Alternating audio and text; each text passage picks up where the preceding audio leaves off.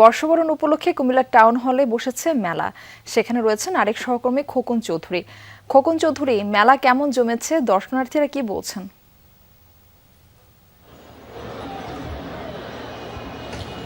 Murphy, যদি বলে রাখি, আসলে দীর্ঘ বছর পর কিন্তু কুমিল্লা এরকম একটি উৎসব মুখর পরিবেশে কিন্তু যে বৈশাখীর মেলার সেটি কিন্তু চলছে। সকাল থেকেই কিন্তু নানান আয়োজনের মধ্যে এই মেলাটিরও একটি অংশ।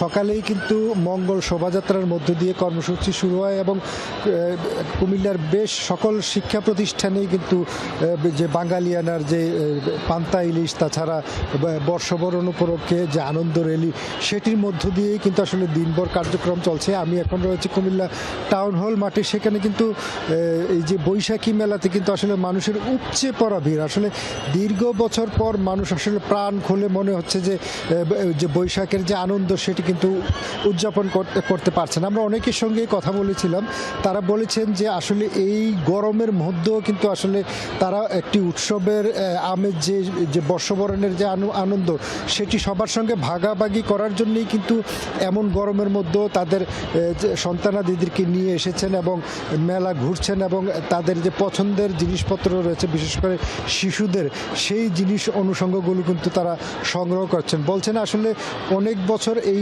মেলাতে এসে অনেকেরই তাদের যে পুরনো স্মৃতি সেটি আসলে স্মরণে আসছে, যে একসময় এইসব মেলার মধ্যে যে নাগরদোলা থাকতো, বিভিন্ন ধরনের খেলাধুলা থাকতো, সেগুলো অনেকে মিস করছেন। বলছেন আসলে সময়ের সঙ্গে সঙ্গে কিন্তু এই জিনিসগুলো হারিয়ে যাচ্ছে এবং তারা বলছেন যে এই জিনিসগুলো যাতে আবারও আমাদের এই সংস্কৃতিতে যুক্ত হয়।